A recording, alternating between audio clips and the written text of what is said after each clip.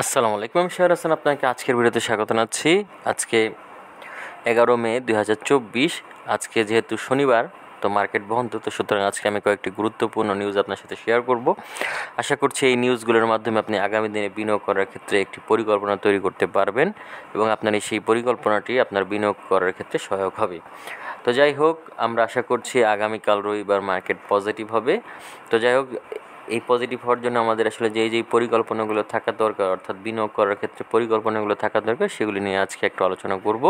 তো সবার প্রথমে আমরা একটু নিউজটা জেনে নিই। তো নিউজটা জানার আগে একটু ছোট্ট অনুরোধ করি, আমার এই ভিডিওটি যদি আপনাদের ভালো লেগে থাকে বা সামান্যতম উপকার আসে, তাহলে আমি আশা করবো আপনারা আমার চ্যানেলটিকে সাবস্ক্রাইব করবেন এবং ভিডিওতে লাইক অ্যান্ড শেয়ার করবেন।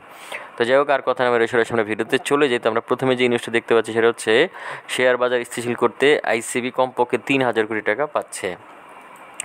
তো এটা একটা খুবই ভালো খবর আমরা বলতে পারি। তো আমরা জানি যে অনেক দিন আগে থেকে আইসিবি দেশের শেয়ার মার্কেটে বিনিয়োগ করছে, অর্থাৎ শেয়ার মার্কেটকে স্থিতিশীল করার লক্ষ্যে কিন্তু সরকারি যেই বিনিয়োগ প্রতিষ্ঠান ইনভেস্টমেন্ট কর্পোরেশন অফ বাংলাদেশ বা আইসিবি, তারা কিন্তু দীর্ঘদিন যাবতই বিনিয়োগ করে আসছে এবং তাদের এই বিগ অ্যামাউন্টের বিনিয়োগের কারণেই কিন্তু আমরা শেয়ার মার্কেটকে স্থিতিশীল হতে দেখেছি বিভিন্ন সময়। তবে কিছু কিছু ক্ষেত্রে তাদের বিনিয়োগ তেমন একটা ফলপ্রসূ হয় না। তারপরে যাই হোক, তাদের বিনিয়োগ কিন্তু একটা বড় ভূমিকা পালন করে। তো মূলত আবারও নতুন করে বিনিয়োগ করার ক্ষেত্রে, অর্থাৎ শেয়ার মার্কেটকে স্থিতিশীল করার লক্ষ্যে কিন্তু বিনিয়োগ করতে চাচ্ছে আইসিবি এবং এই বিনিয়োগ করার জন্যই কিন্তু সরকার 3,000 কোটি টাকার মতো দিচ্ছে আইসিবিকে।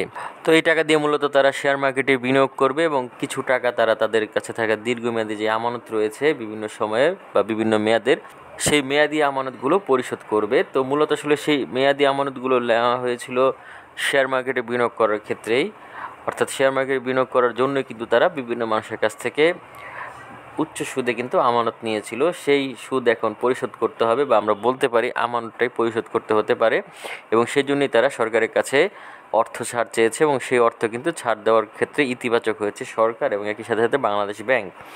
এখন দেখা যাক আসলে সামনে তাদের বিনিয়োগটা কতটুকু ফলপ্রসূ হয়। তবে এটা কিন্তু নিঃসন্দেহে একটি ভালো খবর।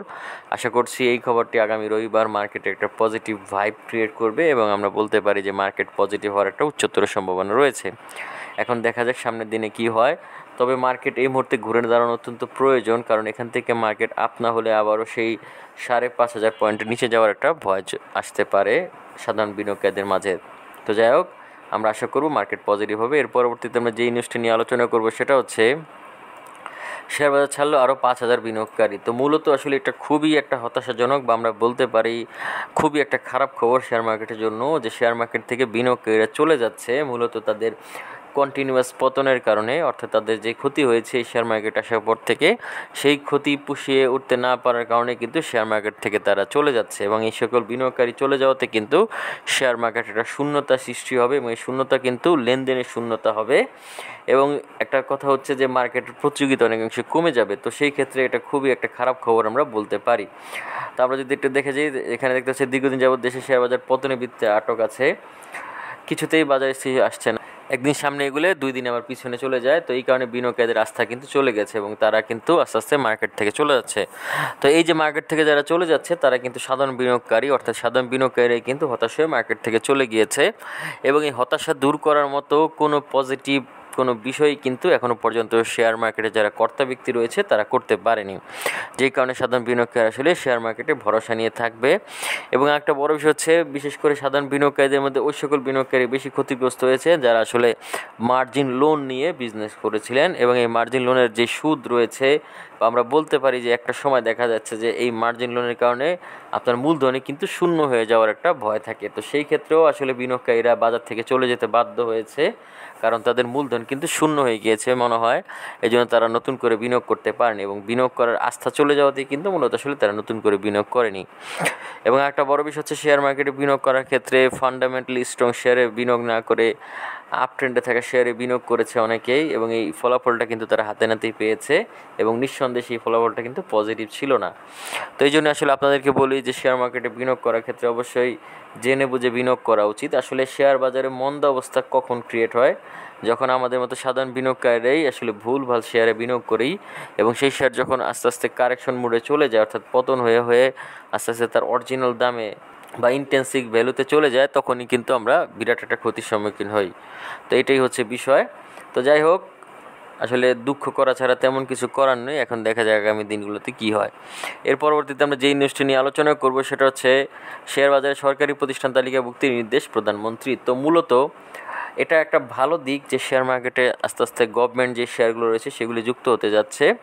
এটার আগেই করা উচিত ছিল, কারণ গভর্নমেন্টের বিভিন্ন রকম প্রতিষ্ঠান কিন্তু বিভিন্ন সময়ে সাধারণ বিনিয়োগকারীদের কাছ থেকে লোন সংগ্রহ করে, এবং তারা যদি লোন সংগ্রহ না করে শেয়ার মার্কেট ইনভেস্টমেন্ট করে তাহলে আমি মনে করি শেয়ার মার্কেটেরও একটা উপকার হবে, অপরদিকে কিন্তু সাধারণ বিনিয়োগকারীদের একটা উপকার হবে। তো যদি তারা সাধারণভাবে আমরা বলতে পারি শেয়ার মার্কেটে বিনিয়োগ করে, তাহলে দেখা যাচ্ছে যে হিউজ পরিমাণে অ্যামাউন্ট শেয়ার মার্কেটে ঢুকবে। আবার দেখা যাচ্ছে ভালো শেয়ারে যদি বাজারে আসে তাহলে ভালো ভালো বিনিয়োগকারীরা কিন্তু এই সকল ভালো শেয়ারে দীর্ঘদিনের জন্য বিনিয়োগ করে। তো সেই ক্ষেত্রে কিন্তু শেয়ার মার্কেটও গতিশীল হবে। তো মাননীয় প্রধানমন্ত্রী কিন্তু এই বিষয়টা উল্লেখ করেছেন যে সরকারি প্রতিষ্ঠানগুলোকে শেয়ার মার্কেটে আসতে হবে, তবে সকল প্রতিষ্ঠানকে নয়, বিশেষ কিছু প্রতিষ্ঠান বা আমরা বলতে পারি যে সকল প্রতিষ্ঠানগুলো শেয়ার মার্কেটে আসার যোগ্য বা এলিজিবল সেই সকল কোম্পানিগুলোকে শেয়ার মার্কেটে আনার কথা বলা হয়েছে, এবং অর্থ মন্ত্রণালয় যে সকল কোম্পানিগুলোর সম্পর্কে সুপারিশ করবেন সেগুলি কিন্তু শেয়ার মার্কেটে আনা হবে বলে মাননীয় প্রধানমন্ত্রী বিষয়টা উল্লেখ করেছেন। এখন দেখা যায় কি হয়, মাননীয় প্রধানমন্ত্রীর কথার কারণে কিন্তু শেয়ার মার্কেট অনেক সময় পজিটিভ হয়।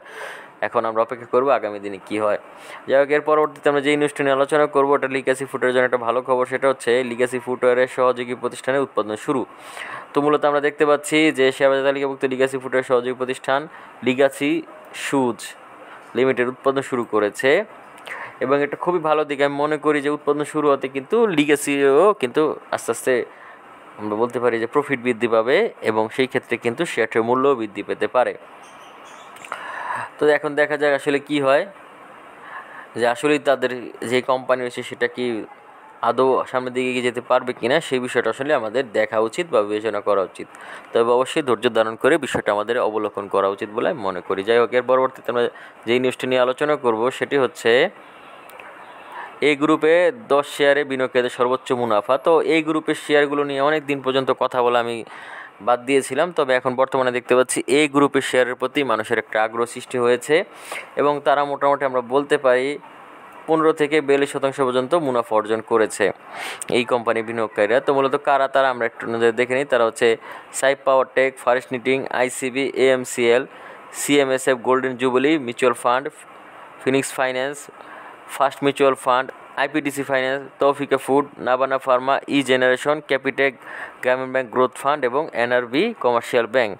তো মূলত আসলে এই 10টি শেয়ার খুবই ভালো অবস্থানে ছিল, এবং আমরা দেখতে পাচ্ছি বর্তমানে কিন্তু এই গ্রুপের শেয়ারগুলো ভালো পরিমাণে নাড়াচাড়া দিচ্ছে। তো আপনারা চাইলে আসলে এখান থেকে দেখে নিতে পারেন কোন শেয়ারগুলোতে আপনাদের জন্য সুইটেবল। তবে একটা বিষয় হচ্ছে বর্তমানে কিন্তু মিউচুয়াল ফান্ডেরও একটা চাহিদা রয়েছে, আপনারা চাইলে অল্প খরচে মিউচুয়াল ফান্ডও বিনিয়োগ করতে পারেন। তো যাই হোক, এই ছিল নিউজটি। এর পরবর্তীতে আজকে সর্বশেষ যেই নিউজটি নিয়ে আলোচনা করব সেটা হচ্ছে ফুরফুরে মেজাজে বি ক্যাটাগরির 10 শেয়ারে বিনিয়োগকারীরা। তো মূলত আসলে আগে আমরা দেখতে পেয়েছিলাম এ ক্যাটাগরির শেয়ার যে লিস্ট, সেটা এখন আমরা দেখতে পাচ্ছি বি ক্যাটাগরি লিস্ট, অর্থাৎ এই সকল কোম্পানিগুলো কিন্তু ভালো পরিমাণে বৃদ্ধি পেয়েছে। তারা মোটামুটি 13% থেকে 27% পর্যন্ত বৃদ্ধি পেয়েছে। আরেকটা বিষয় হচ্ছে এই সকল কোম্পানিগুলো কারা, তারা হচ্ছে GQ ball pen, global heavy chemical, Toshiba industry, Indo Bangla pharma, Munnu fabrics, golden son, Y max electrode, Alhaj textile, legacy footwear এবং ইনভেস্টমেন্ট কর্পোরেশন অফ বাংলাদেশ। তো মূলত আসলে এই সকল শেয়ারগুলো বি ক্যাটাগরির শেয়ার, বা আমরা বলতে পারি দুর্বল মূল্যের শেয়ার তুলনামূলকভাবে। তো সেই ক্ষেত্রে এই শেয়ারগুলোতে বিনিয়োগ করা আর এই ক্যাটাগরির শেয়ারে বিনিয়োগ করার ঝুঁকি কিন্তু একরকম নয়। তো এই জন্য অবশ্যই জেনে বুঝে তারপরে বিনিয়োগ করা উচিত। বর্তমানে যেহেতু মিউচুয়াল ফান্ডগুলো মূল্য বৃদ্ধি পাচ্ছে, আপনারা চাইলে মিউচুয়াল ফান্ডেও বিনিয়োগ করতে পারেন দীর্ঘমেয়াদের জন্য। তাহলে আপনারা হয়তো চট করে বড়লোক হতে পারবেন না, তবে দীর্ঘমেয়াদে কিন্তু আপনাদের খুবই একটা পজিটিভ বিষয় ক্রিয়েট হবে, এবং আপনারা ভালো পরিমাণে কিন্তু সেভিংস করতে পারবেন, একটা ইনভেস্টমেন্ট করতে পারবেন।